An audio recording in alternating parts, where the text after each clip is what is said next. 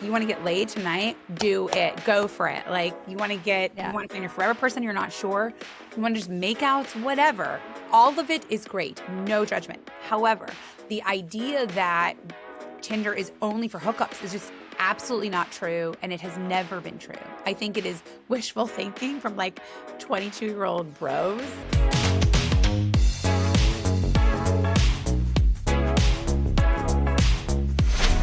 We've all heard the narrative. Modern dating is exhausting, and trying to find a connection by swiping on an app can feel transactional. For years, Tinder sat squarely in the middle of that conversation, often tagged as the ultimate symbol of casual hookup culture. But behind the scenes, a strategic shift has been taking place, one designed to meet a new generation where they actually are. To figure out how you market romance to a culture that claims to be tired of it, we sat down with Tinder's global CMO, Melissa Hobley. She breaks down her blueprint for reshaping brand perception, leaning into Gen Z's fluid view of relationships, and creating offline experiences that get people off their phones and out into the world. I'm Cecilia Garzella, along with Emmy Lederman, and this is Campaign Chemistry.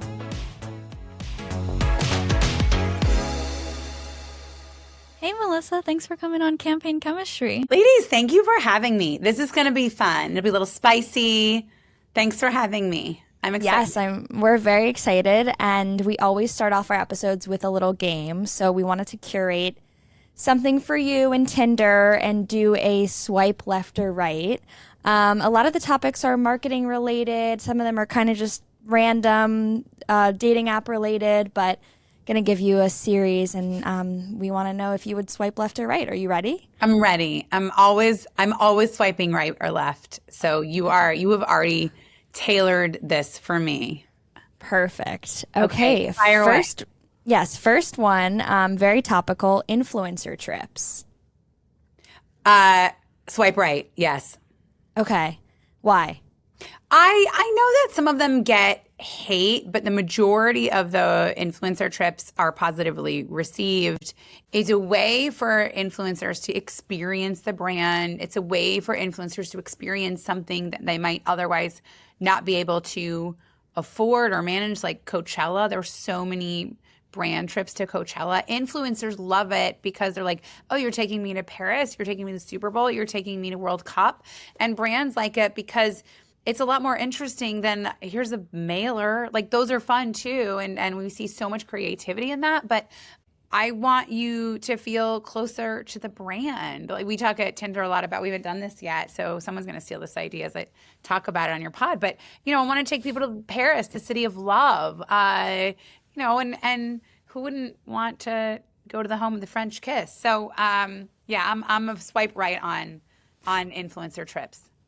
You kind of just sold me on influencer trips. Yeah, so. Can you send us to Paris, Yeah, we'll go to Paris with Going you. to Paris. Perfect. Going to Paris or Italy, where Tinder is like popping off this summer. Perfect. Both work for me.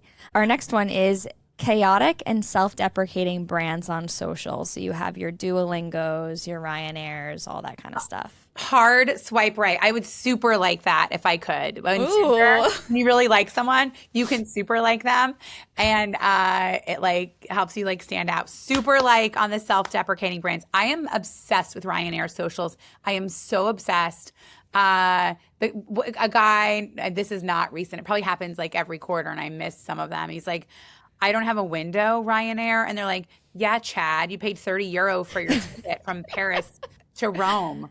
No, you don't have a window. Like, yeah, it's get so out good. of here. I love it. I love it. And you're starting to see some of that tone in Tinder. We think we need to take ourselves less seriously. We know that's how to connect with Gen Z.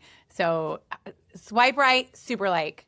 The degree of self-awareness to be able to kind of poke fun at yourself seems to always do well on social. Right? So, drugstore makeup. Swipe right. I am from Indiana. I'm a drugstore girly. If you asked me to put my cosmetics bag right now, I'd have L'Oreal beauty tubes. I'd have some e.l.f. Shout out Lori and Corey. Hard swipe right on drugstore beauty brands. What about you two? Yes? I love a drugstore, especially e.l.f. I would say I love that it's such an accessible brand. But the reason I asked that was because of your Walgreens days. Yes. You guys Had can to do your circle homework. By the back. way, here's my Elf Tinder collab product Ooh, I love Oh my it. God, she practices what she preaches, on guys. my Yeah. desk. Yeah. Yes, swipe right. Reality dating shows like Love Island and Love is Blind. Swipe right, super like. I think that those shows, I think one of the reasons why we love those shows is it shows you what is really happening. And especially shows like Love Island, I love Love is Blind. I've known the creator of that show since I was 22. I've known the team that developed that show since I was literally like out of college, and they're a really incredible group of humans that are fascinated with human connection and what gets in the way of that. So I love Love is Blind and I love Love Island because, they're flipping those shows around so quickly that they can't contrive situations. Like it is what you see. And I think people, one of the insights I see at Tinder all the time is that folks are like, even when they're setting up their profiles, I can feel the vulnerability. I can feel the shit, I'm putting myself out there. I feel really, this is scary, reject all the things. And I think those shows remind us that everybody feels this way. They remind us that dating has always been hard. They remind us that dating and relationships is going to be the hardest thing that you do, but also the most rewarding and important thing that you might do. I'm also very pro, you don't need a boyfriend or a husband or a partner to be happy. So I'm very pro that. But I think I think those shows do a lot to remind us about connection and love and the ups and the downs. And there's lots of downs because that's good TV. But I love them. Wait, are you guys swipe right or swipe left on reality? I love Love Island, and I feel really grateful that you just said all that because it really justifies the amount of time I spend watching these shows. It's actually for my greater good, maybe. Listen, I tell yourself, as someone who also not just watches the US version, but the UK and the Australia versions, have you watched those? I haven't. I've only done US. I feel like UK is way better. It is. So because they're like, he's got good chat. Like they're like, get your grift on. They're the slang, the language, that he's fit is cute. Like it makes it even more delicious to watch. But yes, your investment in that is encouraged. It's like a psych class. Yeah, it's a social experiment. You learn a lot about human nature. Totally agree. Hey, as the first message on Tinder. Swipe left. My first swipe left. Hey, do not send it. 80% of messages with a hey get no response. So don't do it. It's lazy. Don't say hey. I really was hoping that we'd get one swipe left from you. Yes, you got to swipe left. So this was a safe bet. Yeah. Yes. If she swiped right on that, I would have been concerned. Yes. Like, you can't be yes to everything. No. Yeah. What about dating based on zodiac signs? Oh, I'm a swipe right on that because we just launched a mode called astrology mode, and which is maybe why you asked that question. And the insight driving that was Tinder profiles were exploding with people saying, I'm an Aries, swipe right if you're a Virgo, or, asking your first message to me should be your sign. All the things to say, it matters to Gen Z. I think there are so many interesting insights around that. And the way that we set up astrology mode on Tinder and why it's taken off, our adoption rate around the world, from Thailand to Tennessee, where are we going to be spicy and where are things going to be easy? So we won't say, oh no, Virgo and Cancer, that's a hard no. We won't say that. We'll say, here's where things will be really fun, and here's where you're like going to be in the same energy, have the same energy around stuff, and here's where it's going to be a little more interesting. I love it. So you're not ruling out certain relationships, but you're kind of previewing them. You're previewing them, and having the popularity of things like Enneagram, and before Enneagram, it was like DISC assessment or Myers-Briggs. It's actually quite similar. It's like it gives you a heads up on how they might relate with different things in the world and how they react or how they engage. And so if you know that going in, again, just like Enneagram, which I also love, maybe that's another mode on Tinder, you show up a little bit differently. You have a little more sympathy, a little more grace, a little more understanding, a little less, my expectations were here and you landed here. So yeah. Totally. Wait, Astrology. Melissa, what's your sign? I'm an Aries. Oh, I'm an Aries. Wait, what are you both? I've heard great things. I'm a Scorpio. I'm a Gemini. I'm sorry. I'm toxic. I think Scorpio and Gemini both get like really bad raps. I agree. Sometimes. You get an unfair rap. I agree. Yeah. But I feel like people either love us or they hate us, which I'm okay with. I don't think that. Wait, do you know what your Enneagram is? No, I don't. No. Okay, After I'm going to this. send you a link. Okay, good. We'll compare ours Yeah. later. Okay. Yes. Okay. Okay, a few more. New York Fashion Week. Oh, wow. That's a good one. Okay, swipe right. And I'll tell you why. I think New York Fashion Week is a really great moment for emerging designers. It didn't used to be that way. It's still hard. I think that's really interesting. We have shown up at New York Fashion Week in a few ways. We collabed with Area, Taylor Swift's favorite designer. You see her wearing their stuff all the time. And we collabed with them to do a shirt for Planned Parenthood where we didn't take $1 of that revenue and we made a donation and we flew in activists and survivors on the front lines of the reproductive rights rollback in the U.S. We've done a collabs with Willie Chavaria, who's also been a part of Paris Fashion Week and the New York fashion scene. So I'm a swipe right on New York Fashion Week. Perfect. And one more, because I feel like this is divisive. Keeping your red receipts on for texts. Ooh. As someone who is not a great texter, I'm a swipe left. Hell yeah. Are you Another yes, swipe yeah. left? Swipe No, left. it stresses me out too much. Yeah, right? Yeah, on both sides. Because I'm On like, both sides. sometimes I want to read something and just let it sit there. Digest it. Yeah, and it's like not personal to that person. Exactly. It's not personal. And some people really take it personally. But also if you have crazy jobs or you're literally in meetings or calls all day, Yeah. maybe your friend is a teacher, so her world is really intense from 7 a.m. to 3 p.m. At 4:30, she's like, bitch, where are you? I'm like, I got another 3 hours of meetings. So I'm a no on that. And I feel like when you're dating someone, you have to establish, like, are they a red receipt or a non-red receipt? Maybe that should be a thing in bios. You just came up with a really good prompt bio or filter. Like, Ooh, yeah. I like it. Perfect. Weed 'em out. Let's Weed work 'em on out. it.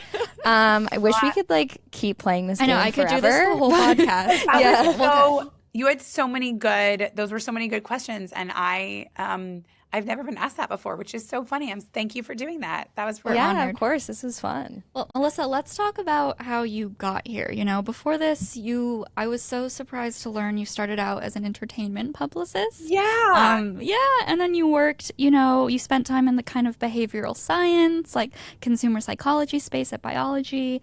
As we teased before, you transformed retail beauty at Walgreens, turned around OkCupid. Like, how did all those roles, how did that path prepare you for kind of taking the helm here at Tinder? Oh my gosh. Yeah, they're so different, right? I'm not like a traditional marketer in that I didn't start as like a brand manager or coordinator and kind of go up through the ranks at P&G or something like that. But, it's interesting. I can take a little bit of something from each of those that really helped me in this job. Working at Tinder, we're the biggest dating app in the world. We have tens of millions of users. We're number one in 160 countries. Sometimes we're averaging 3 billion swipes a day, 1.5 million dates a week.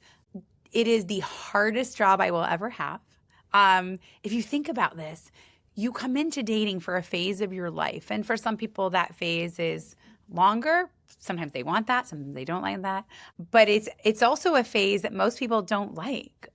Since the dawn of civilization, folks have been frustrated with dating. And dating, that word actually doesn't even exist in most languages in the world.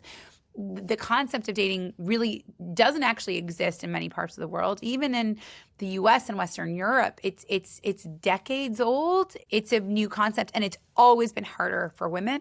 It's always been harder, is also putting it mildly. Like no agency, no autonomy, right? It's always been extremely difficult, and still is, for queer communities. It is harder for women of color. I could go on and on. And so, but it is also incredibly rewarding. As I talk to you, I'm pulling off a wedding invitation, and this is like a long handwritten note that is, we matched, and like this person is pouring their heart out to say, I didn't think I could find someone. And I came out on Tinder before I told my family and friends. And I met a community here, and then I met the love of my life. All right, you want to make me cry during this podcast, clearly. Right? It's a wonderful experience, and I had a career that kind of took me all over, but kind of prepared me for this. I think as much as you can be prepared for working at a dating app, and the biggest one at that. Yeah, I mean, my follow-up question too was just that you working at Walgreens and more on the retail side to then working in the space of dating apps. Like what are those unique challenges that really only exist in the dating space? And it seems like one of them is there is such a variety of like emotions around dating, and a lot of people approach dating very differently or at different stages of their lives. Yes, that's totally true. At Walgreens, I came in when Walgreens and Boots were merging, and Boots has this beautiful retail experience. I mean, if you've not been to a Boots, they're the #1 pharmacy in the UK. They're all over Europe. You walk in, by the way, and there's Dior Beauty, and there's Fenty Beauty, and there's Chanel, and you'll go and ask the pharmacist. Culturally, you would ask your pharmacist for advice, for intel. They are horrified that pharmacies in the U.S. sell cigarettes, Doritos. Like, they're like, we don't understand. You buy the stuff in the front of the store, and then you go to the back of the store to get the medicine because of what you bought at the front of the store. So it was a wildly eye-opening experience. Again, I was on the Boots side, interestingly enough, and we were democratizing the experience, meaning this is different today, but when I was there several years ago, if you wanted to try a lipstick, that was a $50 lipstick at Sephora. If you wanted to try a foundation, you could not do that in a mass environment. And for most women in America, and men and everyone now engaging in cosmetics in much more exciting ways, $12 for lipstick is still meaningful money, and I want to try the freaking lipstick. And that's different now, but that was part of what I was bringing, is like beauty advisors in stores, and how do we create testers, and how do we change the game? And at Tinder, it's how do I change the game when you're so connected to this, and you're actually more disconnected than you may have ever felt. And so I love coming into a big challenge, but approaching that with like deep empathy and behavioral psychology and behavioral economics, and having those principles get you to like smarter insights, which then gets you to like smarter marketing that's gonna, do big things. And Melissa, I also read that you have a personal connection to matchmaking. I need to know if this is true. I have to ask about the famous spreadsheet. Yes. Do you still maintain this spreadsheet to manually matchmake your friends in real life? And if so, how do I tap your services? Cecilia, not only do I do it, it's actually mostly not my friends. It's mostly people that I met you on the street. I met you in an interview. Yes, I still do this. It's totally free.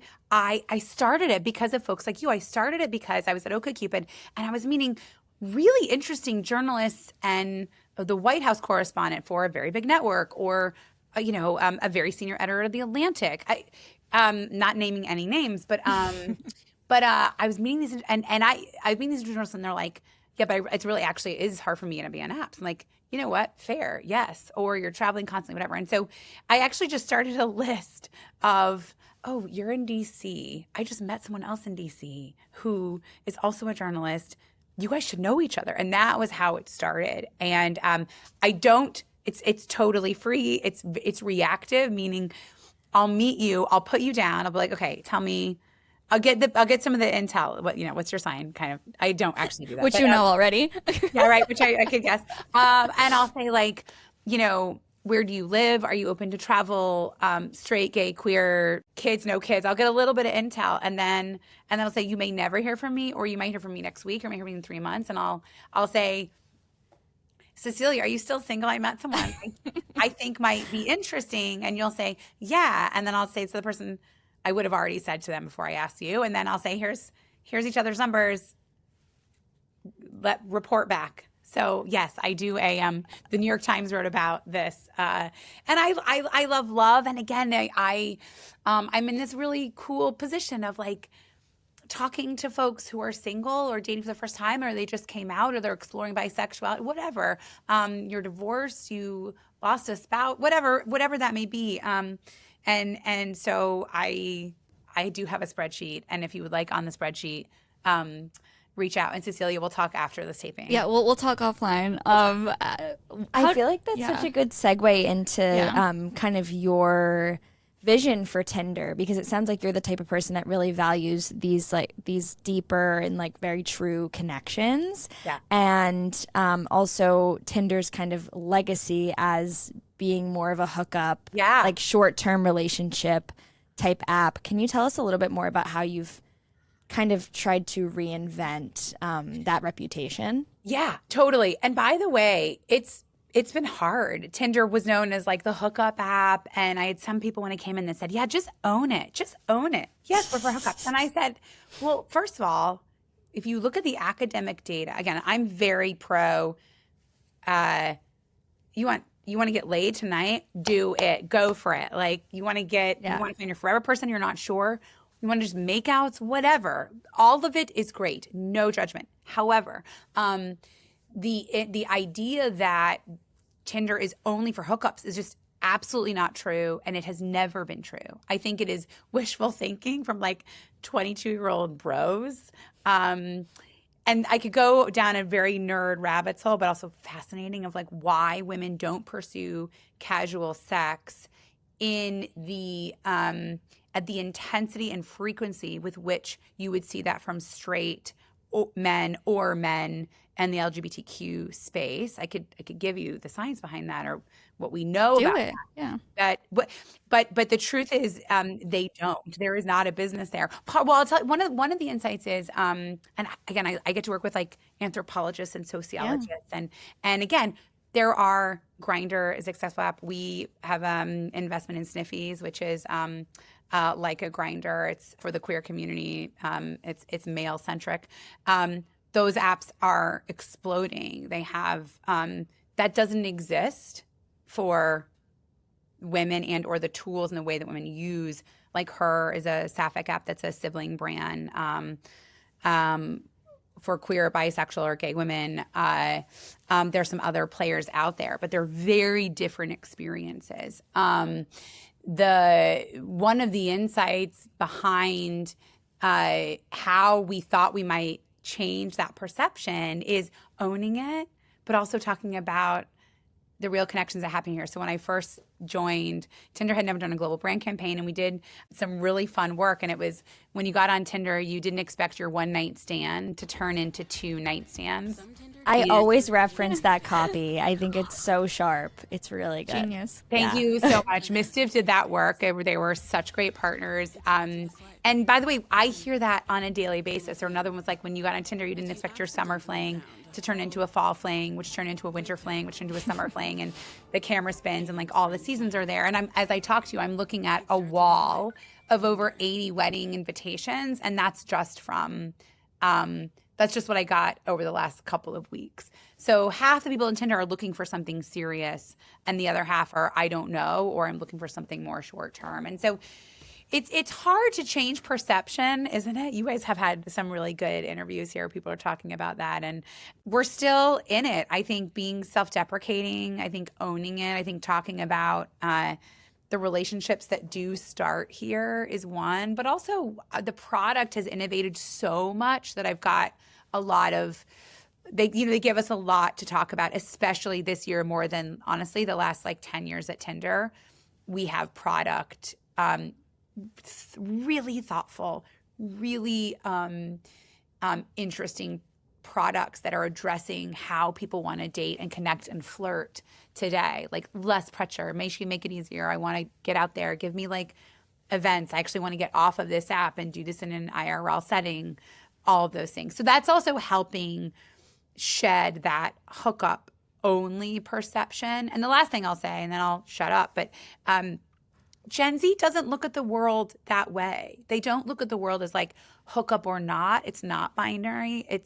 And so with Gen Z, it's actually easier because they just see connection and dating and relationships and gender and who they want to date. They are much more fluid with all of that. And on Tuesday, it's one thing, and on Saturday, it's another. And that's what's also giving Tinder this glow up. Like our turnaround is in effect, and those things are helping. Beyond Tinder specifically, it does feel like everyone's talking about like dating app fatigue and just like swipe burnout. So like when an entire category is dealing with user cynicism, talk to us about how you're using offline experiences and events to kind of combat that. Yeah, there is dating app fatigue.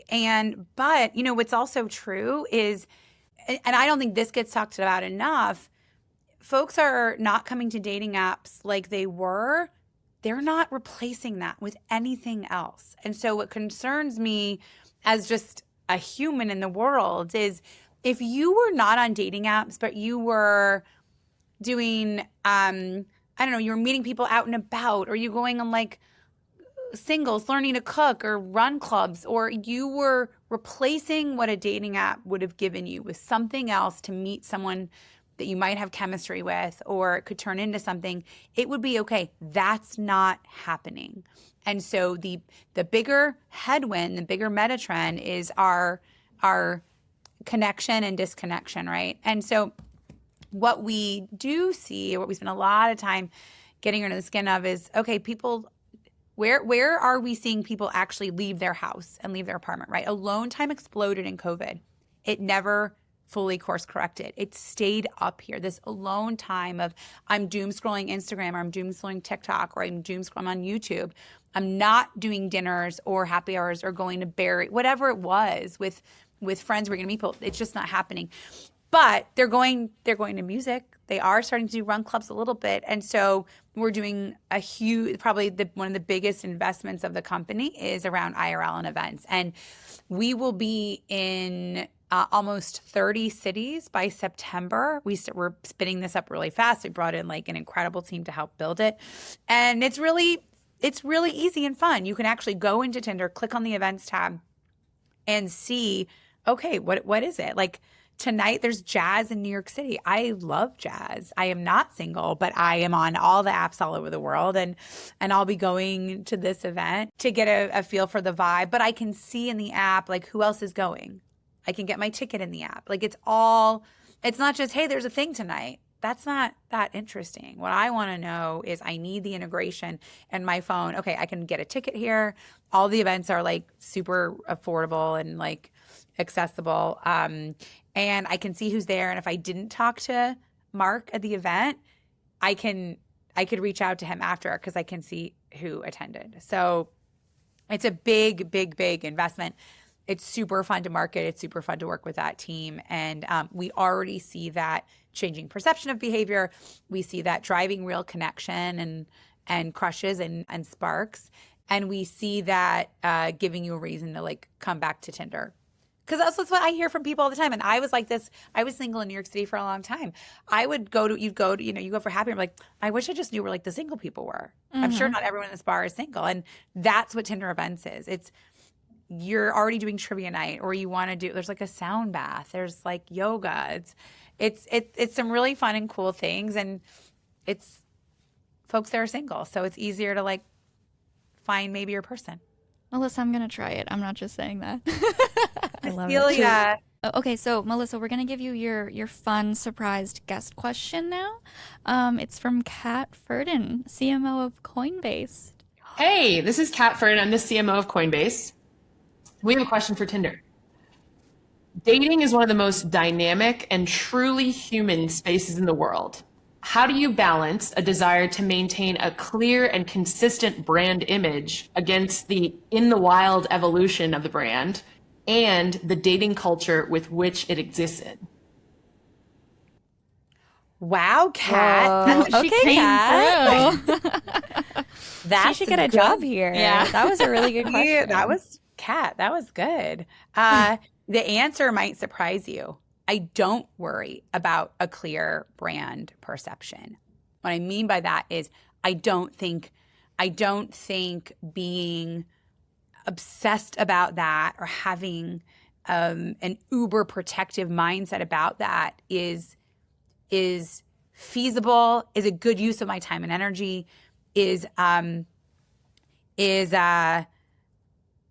good goal in when you are in the dating space and when people really, really need help and when the loneliness epidemic continues to get worse. And so do I want people to think about us differently? I sure do. Do I want you to get out there, whether it's Tinder or it's my sibling brand Hinge or it's Diplo's Run Club? Yeah, definitely. I don't think I'm pretty reasonable about what to expect from Gen Z and from folks out there. Tinder, I talk about Gen Z a lot too, because if you're a dating app, there's always more single people under 30. And so I used to say 18 to 88, and then I met a woman who was 98 on Tinder.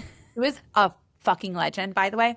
Like, I want to be here when I grow up. So now I can't say 18 to 88 because we have people in their 90s and probably over that on Tinder. But we want everybody, but we think a lot about under 30 because there's so many more single folks. But yeah, that's how I'd answer that, Kat.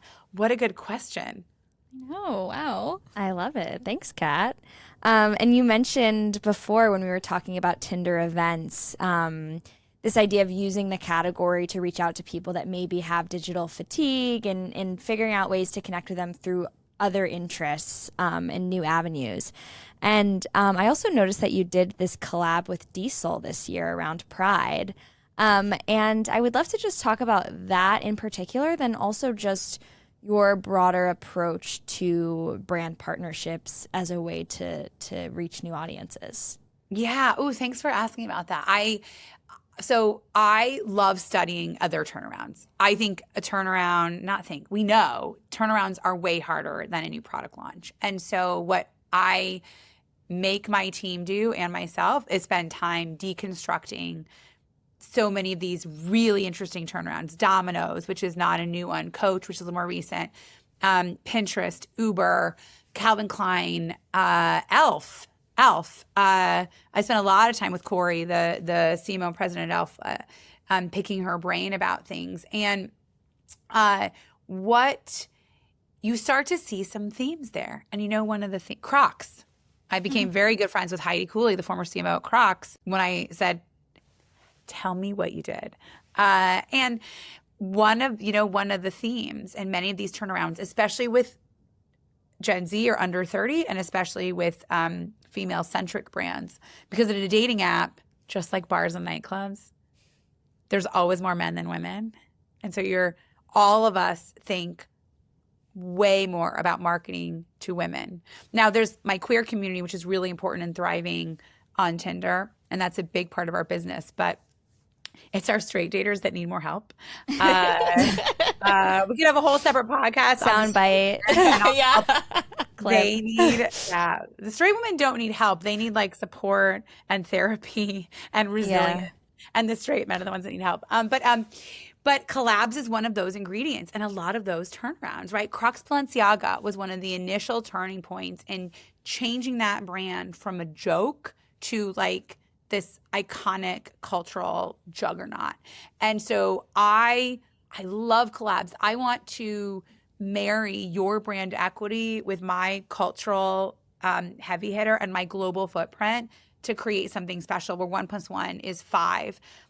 With Diesel, they're one of the only, when you think about brands that truly, truly have a global footprint and have had this comeback and have this connection to Gen Z, Diesel's on that very short list. And I was reaching out to my head of APAC and my head of Europe and my head of LATAM and my brand team here in the US. And I was like, hey, Glenn Martins is the creative director at Diesel. He's also the force behind Maison Margiela. He's having such an incredible run. I love his work. I love the ethos of what he's doing. Again, Diesel, like some other brands in the 2000s, is so hot. And I said, hey guys, what do you think about this? And when I tell you, like, everyone started, my head of Japan, you have no idea how hot this brand is. I want to do this now. My head of India, you have no idea how hot this brand is. Please, can we do this now? My team in Paris, my team in Berlin, my team in London, my team in Rome, my team in Milan, my team in Rio. Like, it was amazing. And so, but we like our collaborations to have meaning, and we did not take a penny of revenue. We supported Outright, which is an incredible nonprofit that supports the queer community, often in countries where they really need it. So you won't see as much of their work in the U.S., but you will see it in other parts of the world where it's criminal to be gay, where the gay rights or queer rights equity movement is like decades behind where we are in the U.S., by the way, where we still have room to go. And it was so fun. It was not often with collabs, it's like 1 or 2 or 3 pieces. It was over 18 pieces. It was like including these jeans that have these like sheer panels that were so sexy and so beautiful. And because this was for Pride and a month-long piece, they had our iconic Tinder flame. They had like these 10-foot flames in stores all over the world. We did events all over the world. And we worked with Gigi Goode, who's a trans icon, and modeling in Balenciaga and Jean Paul Gaultier, and a Midwest girl as well, as am I. We used her to be the face of the brand, and it was so meaningful and also so beautiful, and one of my favorite partnerships in my career. Oh, wow. I feel like in addition to all that too, though, you guys have been doing so many like product updates and like platform updates. Yeah. There's like this interesting tension in tech right now between, digital AI and then all the real world connection we're talking about, right? And so you guys have been rolling out like AI features like chemistry to kind of curate like better matches, right? What are your thoughts on using AI to foster kind of better connections, better compatibility? Yeah, it's a really good question. And by the way, we've been pretty clear that we do not think AI should supplement that connection. We do not want you chatting with AI instead of the guy. The place where AI gets really interesting is, here's like an insight. You know the average amount of time that a woman will spend picking out her profile photo? It'll blow your mind. Take a guess. I was gonna say like 5 hours. Oh, you know what? That's very good. I'm just thinking about how long it took for me to figure out my photo dump on Instagram last night. So that's how I came to that conclusion. I love that. It is close to an hour, and that's just for one photo on your Tinder profile, which is not public, right? It's and so with AI, we let you. A great use of AI is you could let AI pick photos based on what we know works. And then you can say yes or no to those photos, and it will happen in less than 2 seconds. And by the way, I just did this again with I'm constantly setting up my new profile. You want to know like the bugs, what's working, what's not, what's fun, what's easy. And I was like, oh my God, I totally forgot about that photo of me running a marathon. Heck yeah, I'm putting that in. Like, that's a good conversation starter. And so that's a really great use case for AI. But we're going to keep those guardrails in place. AI can help you in some ways, but at the end of the day, you need to know, do I have some sparks here? Like, does he ask good questions? Does he ask follow-up questions? Like, and you need to get in person for that, and you need to make sure he's the one really writing to you, or she, or they. So, we've drawn some lines in the sand on AI, and I hope other folks do this. Did you see China just banned AI companions? They're very concerned about the declining birth rate there. I just saw that headline, and so you won't see us going down that road. Right. Or at Tinder. Right. It sounds like you're using AI as a tool to make suggestions on profiles and help people find each other, opposed to like actually getting involved in the relationship. which are two very different things. 1,000%. You can imagine the AI might help you say, hey, we can tell that you're both into this like obscure jazz artist. That, that's a cool thing to surface. And then it's like back to you. Yeah. As a tool to help, not as a replacement for connection or for voice or for slowing down or blocking you showing up as who you really are. Because that's how you'll know if there's like a spark there. Yeah, totally. Yeah, it'll be interesting to see how like the dating app space continues to have or not have boundaries with AI, since it is such a contested topic. Cecilia, did you have any final thoughts? Yeah, no, just as a wrap-up question, I mean, so you've spent years like studying romance, human behavior, connection at scale. Like, what is one thing about modern love or the business of like bringing people together that still surprises you? Oh, Cecilia, that's such a beautiful question. I have so many thoughts on that, but one I'll say is we really don't know. Here's what's been true for probably forever. We don't do a good job of knowing what is really a good fit for us. And dating is really hard. And it's really hard if you walk to Victoria's Secret show. And by the way, I have onboarded a very famous model for Victoria's Secret show. And you would have thought she was so nervous and so vulnerable and very overwhelmed. So that hopefully maybe makes people like feel better. That it's hard, that dating is hard, that putting yourself out there is hard. And what's true is pop culture and rom-coms and these other things didn't do a good job of telling us that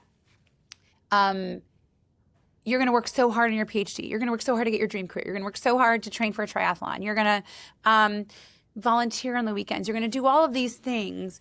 And yet it somehow along the line got uncool to put effort into this. And I think that's insane, because you would never show up on a marathon and be like, well, I didn't put much into it, but let's roll the dice and see how we go. You would never show up at Harvard and be like, well, I didn't do like the work, but let me like try a class and see how it go. You would never show up at Apple or a company you dreamed of working at and be like, well, I didn't really like put in the time or the effort, and let's see how it goes. And somewhere along the line, we thought that you could put no effort into like finding your person, which is, again, the most difficult but most rewarding thing you might do in your life. And so I've got to do a job of saying, like, guys, listen, nonchalant, it ain't cool. Chalant is so cool. Like I love chalant.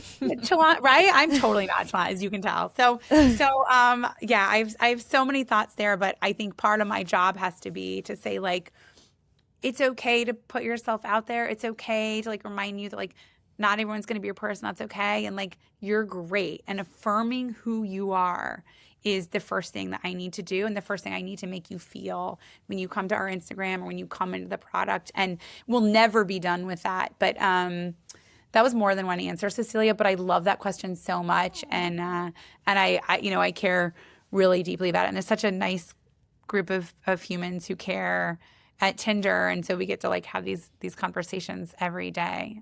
So thank you so much for letting me talk about it and wax poetic about the state of dating and love and romance. And folks can slide into my DMs if they want Tinder Platinum on me. Love that little special discount.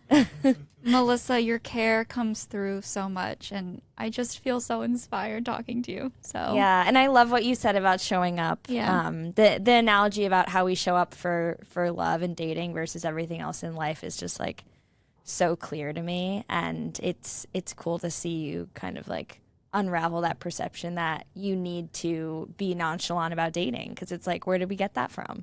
Where did we get that from? And by the way, I think, again, one of the many things that women are uniquely, they really effed us. Like, I think, right? Like every Disney princess movie I grew up with, like, the happy ending is she marries the prince. What? Like, and in 3 of the movies, she's like unconscious.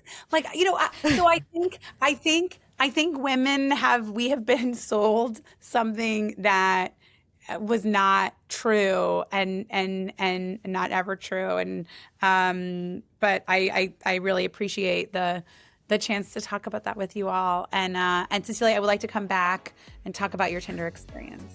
Yes, and add me to your spreadsheet database. We're gonna add you. So many follow-ups. Yeah. Yes. Lots of follow-ups here. But thanks a lot for the thoughtful questions and the swipe game. That was very fun. Of course. Thanks, Melissa. We had the best time with you. Thanks both. Bye. Bye.